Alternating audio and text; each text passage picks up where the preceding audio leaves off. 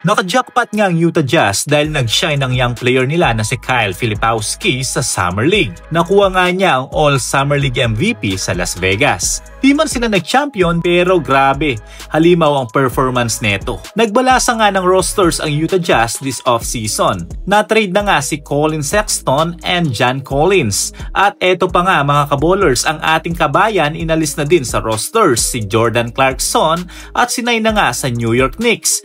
Pero may rising star sa Utah Jazz, etong si Filipowski. Tara, i-breakdown natin ang laro niya at tapusin mo ang video na to.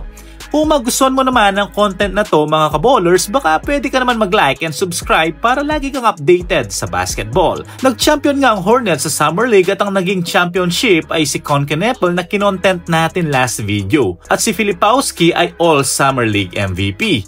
Okay, para di ka malito, si Concacaf ay Finals MVP at si Filipowski ay Season MVP. Alright, grabe halimaw ang stat sheet ng player na to.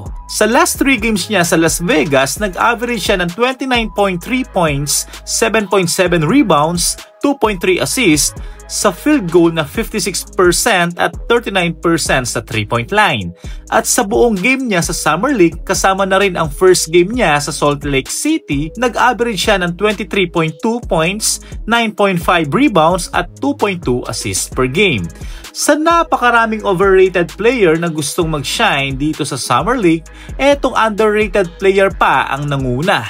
Pero grabe maganda rin naman ang improvement ni Bronny James ngayon. Na-draft nga si Filipowski as power forward ng Utah Jazz noong 2024 NBA Draft. 32nd pick sa second round. Medyo disappointed nga siya noon dahil expect niya na ma-pick siya sa first round. Nag-average nga siya sa kanyang rookie season sa NBA ng 9.6 points per game, 6 rebounds and 1 assist per game, sa 50% field goal at 35% naman sa 3-point shooting sa 72 games. Nagtatala siya ng 21 minutes per game sa loob ng court. Pero grabe, after the promising ng kanyang rookie season, lumiwanag ang kanyang pangalan this Summer League at maraming mga teams na ang gustong lumigaw sa kanya. Si Kyle Filipowski ay may malawak at versatile na skill sa basketball na ginagawa siyang promising na player lalo na sa modern NBA kung saan importante ang pagiging flexible sa laro. At ano nga ba ang mga ability ng player na to? Una, ang kanyang shooting skill.